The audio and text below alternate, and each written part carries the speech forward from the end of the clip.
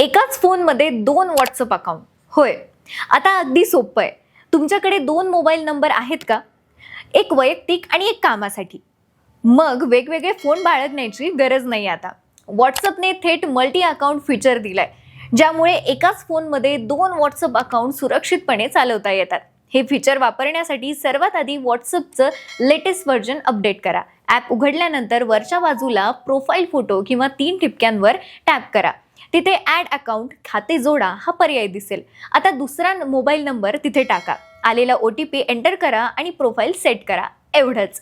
काही सेकंदात दुसरं अकाउंट ॲक्टिव्ह होईल. दोन्ही अकाउंटचे चॅट, कॉल्स आणि नोटिफिकेशन वेगवेगळे राहतात. पर्सनल आणि प्रोफेशनल आयुष्य वेगळं ठेवायचं असेल तर हे फीचर खास तुमच्यासाठीच आहे.